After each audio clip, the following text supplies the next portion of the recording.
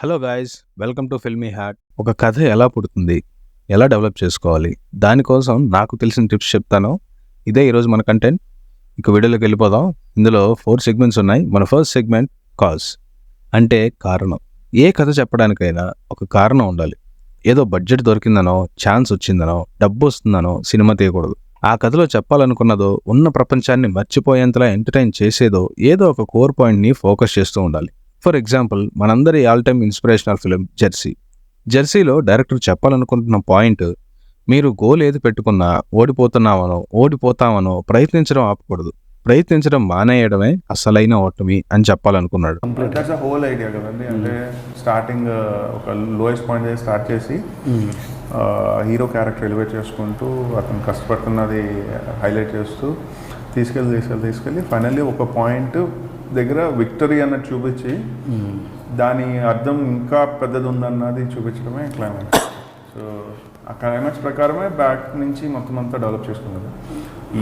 అంటే దాన్ని ఎలా చెప్పచ్చు అంటే, ఈ క్లైమాక్స్ అవునా కాదా అన్న దానికన్నా ఈ క్లైమాక్స్ జనాలు ఇంత మంచిగా రిసీవ్ చేసుకోకపోతే సినిమా ఇంత నచ్చకపోవచ్చు.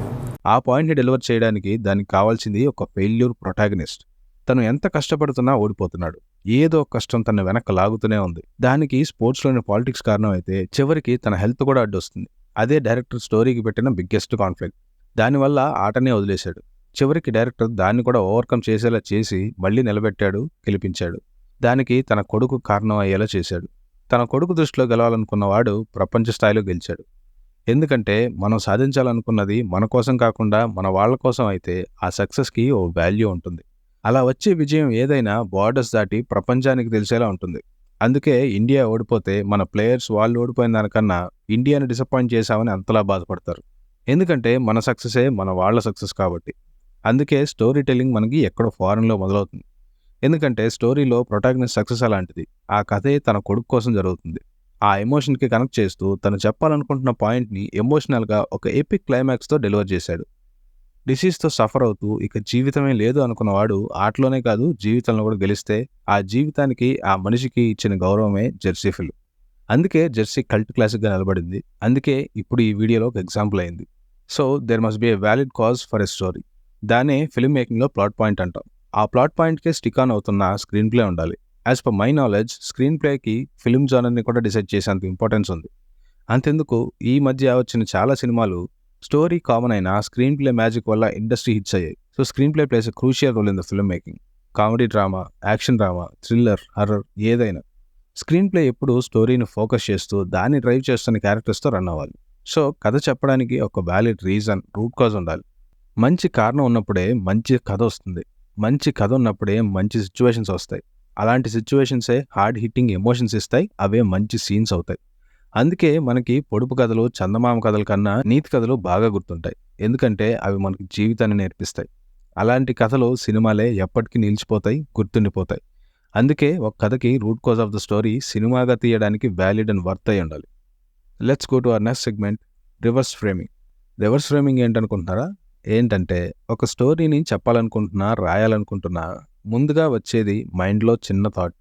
అది ఒక సీన్ నుంచి రావచ్చు, క్యారెక్టర్ నుంచి రావచ్చు, ఒక డైలాగ్ నుంచి రావచ్చు, చిన్న పోస్టర్ నుంచి కూడా రావచ్చు. ఫర్ ఎగ్జాంపుల్, ఇద్దరు స్వతంత్ర పోరాటంలో పాల్గొన్న ఇద్దరు మహావీరులు, చరిత్రలో ఎప్పుడు కలవని వాళ్ళు, ఒకరికొకరికి సంబంధం లేని వీరులు, నిజంగా మనకి తెలియని టైంలో వాళ్ళిద్దరూ కలిసి ఉంటే, ఒకళ్ళకొకళ్ళు ఇన్స్పిరేషన్ అయ్యి ఉంటే, తర్వాత కాలంలో వాళ్ళు ఏ విధంగా బ్రిటిష్ మీద లేకపోతే నిజాం ప్రభుత్వం మీద పోరాడుతున్నారో ఆ క్యారెక్టరైజేషన్ ఒకళ్ళ మీద వాళ్ళ మధ్యన ఏర్పడిన స్నేహం ద్వారా ఏర్పడి ఉంటే అన్నది నాకు చాలా ఇంట్రెస్టింగ్గా, చాలా ఎక్సైటింగ్గా అనిపించిందండి. So that is what we're basing our story on. మనకు తెలిసిన స్టోరీ కాదండి ఇందులో చెప్పేది, తెలవని story. It's completely fictitious tale about 2 real heroes. చూసారుగా, ఇద్దరు ఒకే టైం పీరియడ్లో ఉన్న ఫ్రీడమ్ ఫైటర్స్ కలిసి ఉంటే అన్న ఆలోచన నుంచి RRR లాంటి ఒక పాన్ ఇండియా బ్లాక్ బస్టర్ పుట్టింది. ఆ థాట్ నుంచే రివర్స్ ఫ్రేమింగ్లో ఫిక్షనల్గా కథ రాసుకున్నారు. ఆ ఇద్దరిని కలపడానికి వాడిన ఎలిమెంటే చిన్న పాప ట్రాక్. నా ఎక్స్పీరియన్స్ చెప్పాలంటే, ఒక కథ ఎప్పుడు ఒక క్వశ్చన్ మార్క్ నుంచే మొదలవుతుంది. ఇది ఇలా కాకుండా ఇలా జరిగి ఉంటే, అలా అయ్యుంటే, ఇలాంటి సిచ్యువేషన్స్ వచ్చుంటే లాంటి క్వశ్చన్స్ నుంచే కథలు స్టార్ట్ అవుతాయి, ముందుకెళ్తాయి. ఫర్ ఎగ్జాంపుల్, ప్రొటాగనిస్ట్ రోజు కాలేజీకి వెళ్తున్నాడు, ఇంటికి వస్తున్నాడు. ఇందులో కథే ఉంది. బట్ ఒక రోజు కాలేజ్ అయిపోగానే టీ తాగడానికి వెళ్ళాడు. అప్పుడే అక్కడ 2 గ్యాంగులు గొడవ పడ్డాయి. ప్రొటాగనిస్ట్ అంటే పడని తన కాలేజ్ మేట్ ఒకడు ఆ గ్యాంగ్లో తను కూడా ఉన్నాడని చెప్పాడు. పోలీసులు ప్రొటాగనిస్ట్ అరెస్ట్ చేశారు. ఆ టైంలో జస్ట్ కాలేజ్ నుంచి వెళ్లకుండా టీ తాగడానికి బయటికి వెళ్ళుంటే అన్న క్వశ్చన్ నుంచే ఇంత కథ వచ్చింది. అంత డ్రామా క్రియేట్ అయింది. అది కూడా ఏం చెప్పాలనుకుంటున్నావో కాజ్ లేకుండా. అదే ఆ కాజ్ గనక ఉంటే ఇంకా డ్రామా క్రియేట్ అవుతుంది. ఆ డ్రామా దానికి రిలేటెడ్ క్యారెక్టర్స్ని ఇస్తుంది. సో కథ ఇలా పడుతుంది. బట్ ఈ రివర్స్ ఫ్రేమింగ్ మనకెలా యూజ్ అవుతుందంటే, చెప్పాలనుకుంటున్న కాజ్ నుంచి రివర్స్లో స్టోరీని ఫ్రేమ్ చేసుకుంటూ రావడం. దానికి నేను పెట్టుకున్న పేరు రివర్స్ ఫ్రేమింగ్.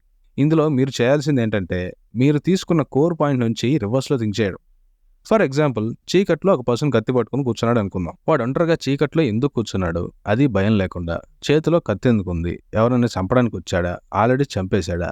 చంపినవాడికి వీడికి గొడవ ఏంటి? అక్కడికి ఎలా వచ్చాడు? చంపాలనుకుంటున్న వాడికి ఇక్కడున్న క్యారెక్టర్కి లింక్ ఏంటి? ఇలాంటి క్వశ్చన్స్కి వచ్చే ఆన్సర్సే స్టోరీని క్రియేట్ చేస్తాయి. దాంట్లో డ్రామాని, ఎమోషన్స్ని బ్లెండ్ చేసి రాయగలిగితే that will be a very good story. ఇలా ఒక రివర్స్ ఫ్రేమింగ్ ఈజీగా ఒక కథను ఫామ్ చేస్తుంది. సింపుల్గా చెప్పాలంటే, ఒక క్రైమ్ సీన్ని పోలీసులు ఫ్రేమ్ చేసుకున్నట్టు ఫ్రేమ్ చేసుకోవడం. ఆ కాజ్ నుంచి తొందరగా ఒక కథ పడుతుంది, ముందుకెళ్తుంది. ఇప్పుడు మన థర్డ్ సెగ్మెంట్లోకి వెళ్దాం, back drop and time period. ఇందులో మనం చెప్పాలనుకుంటున్న పాయింట్కి సంబంధించిన టైం పీరియడ్ని, బ్యాక్ డ్రాప్ని సెట్ చేసుకోవాలి. బ్యాక్ డ్రాప్ వల్ల యూజ్ ఏంటంటే, మనం చెప్పాలనుకుంటున్న స్టోరీలో సగం క్యారెక్టర్స్ని, ఇంపార్టెంట్ సిచ్యువేషన్స్ని అదే క్రియేట్ చేస్తుంది. కొన్ని టైం పీరియడ్స్ని బట్టి, ఎంచుకున్న ఏరియాని బట్టి, అక్కడ కల్చరు, ట్రెడిషన్స్తోనే సగం స్టోరీ, ఇంపార్టెంట్ సిచ్యువేషన్స్ని క్రియేట్ చేసుకోవచ్చు. ఆ ప్లాట్ పాయింట్కి లీడ్ చేసే క్యారెక్టర్స్ని బిల్డ్ చేసుకుని, అన్ని క్యారెక్టర్స్ ప్రొటాగనిస్ట్ని మనం అనుకున్న కోర్ పాయింట్కి రీచ్ అవ్వడానికి పాత్ క్రియేట్ చేస్తాయి. స్క్రీన్ ప్లేతో ఎక్కడా డీవేట్ అవ్వకుండా కోర్ పాయింట్కి తీసుకెళ్లేలా స్టోరీని రాసుకుని, స్టోరీలోని కాన్ఫ్లిక్ట్ని సాల్వ్ చేస్తూ క్లైమాక్స్ ఎండ్ చేయాలి. ఒక్కోసారి కాన్ఫ్లిక్ట్సే కథని క్రియేట్ చేస్తాయి, కాన్ఫ్లిక్టే స్టోరీలోని పాత్ని క్రియేట్ చేస్తుంది. సో ఇది మన third segment, back drop and time period. ఇక మన fourth segment, decoding a successful story. అన్నిటికన్నా కొంచెం ఈజీ మెథడ్ ఒక సక్సెస్ఫుల్ స్టోరీని డీకోడ్ చేయడం. For example, triple R. ఒక సక్సెస్ఫుల్ స్టోరీని, అందులోని రైటింగ్ని అబ్జర్వ్ చేస్తూ, ఎమోషన్స్ని, స్క్రీన్ ప్లేని హ్యాండిల్ చేసిన విధానాన్ని కేర్ఫుల్గా అర్థం చేసుకోగలిగితే, మనకు ఒక కథని ఎలా క్రియేట్ చేసుకోవాలి, కాన్ఫ్లిక్ట్స్ని ఎలా హ్యాండిల్ చేయాలి, ఎమోషన్స్ని ఎలా బ్యాలెన్స్ చేయాలి అనేది తెలుస్తుంది. త్రిబులర్లోనే major elements emotion and action. Rajamouli గారు ఎమోషన్స్ని బ్యాలెన్స్ చేసిన విధానం, యాక్షన్ ఎపిసోడ్స్ని డిజైన్ చేసుకున్న విధానం చూస్తే ఒక స్టోరీని ఎలా హ్యాండిల్ చేయాలో క్లియర్ ఐడియా వస్తుంది.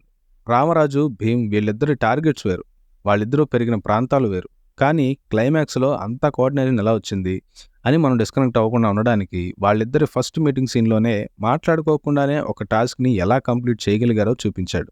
అక్కడి నుంచే ఆడియన్స్ని వాళ్ళ ఫ్రెండ్షిప్కి ఎమోషనల్గా కనెక్ట్ చేస్తూ వచ్చాడు. తర్వాత వచ్చే ఫ్రెండ్షిప్ సాంగ్లో రామరాజులోని అప్పర్ బాడీ ఎంత స్ట్రాంగ్గా ఉంటుంది, భీమ్లోని లోవర్ బాడీ ఎంత స్ట్రాంగ్గా ఉంటుంది, వాళ్ళ కోఆర్డినేషన్ ఎంత పర్ఫెక్ట్గా ఉంటుంది అనేదానికి ఒక సెటప్లా కొన్ని షార్ట్స్ చూపించారు. అలా ఒక్కో సీన్లో వాళ్ళిద్దరు బాండింగ్ని, కోఆర్డినేషన్ని సీన్స్లోనూ, సాంగ్లోనూ చూపిస్తూ కనెక్ట్ చేశాడు. వాళ్ళ బాండింగ్ని అంత బాగా ఎక్స్ప్లోర్ చేశాడు కాబట్టి వాళ్ళిద్దరూ ఇంటర్వెల్లో ఒకరినొకరు కొట్టుకున్న ఆడియన్స్ అంత ఎమోషనల్ అయ్యారు, క్లైమాక్స్లో కలిసి కొట్టినా అంత ఎమోషనల్ అయ్యారు. ఇక యాక్షన్ విషయానికి వస్తే, వాళ్ళ ఇంట్రొడక్షన్ ఫైట్స్ నుంచే ప్రతి యాక్షన్ ఎపిసోడ్స్ని ఒక గ్రాఫ్లా మెల్లగా హై ఇస్తూ టేక్ ఆఫ్ రేంజ్లో తీసుకెళ్లి క్లైమాక్స్కి కంప్లీట్గా ఎమోషనల్ అండ్ యాక్షన్ హై ఇచ్చాడు. ఫైనల్గా స్టోరీ నరేషన్లో ఫస్ట్ పెట్టిన సెటప్ పాపని మళ్ళీ తిరిగి వాళ్ళ అమ్మకి అప్పగించడం, రామరాజు ఆయుధాలు తెచ్చేవడంతో పే ఆఫ్ ఇస్తూ ద బెస్ట్ అండ్ పర్ఫెక్ట్ ఎండింగ్తో క్లోజ్ చేస్తారు. సో ఇలా ఒక కథని ఎమోషన్స్ అండ్ యాక్షన్తో బ్లెండ్ చేసి రాయగలిగితే ఒక మంచి కథ పడుతుంది. స్టోరీలో క్రియేట్ చేసుకున్న సెటప్కి పర్ఫెక్ట్ పే ఆఫ్స్తో క్లోజ్ చేస్తే సాటిస్ఫైడ్ హై వస్తుంది. ఇలా ఈ టిప్స్ ఒక కథని క్రియేట్ చేసుకోవడానికి, రన్ చేయడానికి ఎంతో కొంత యూజ్ అవుతాయి అనుకుంటున్నాను. సో ఇదండి మన కంటెంట్. Thanks for watching. మీకు నచ్చితే సబ్స్క్రైబ్ చేసుకుని, లైక్ చేసి, షేర్ చేయండి. చాలా మంది మన వీడియోస్ చూస్తున్నారు కానీ సబ్స్క్రైబ్ చేసుకోవట్లేదు. ఇలాగే సపోర్ట్ చేయండి, ఇలాంటి వీడియోస్ చేస్తూనే ఉంటా. మనకేం మరి, నేను రానా? Love you all. Support and respect cinema.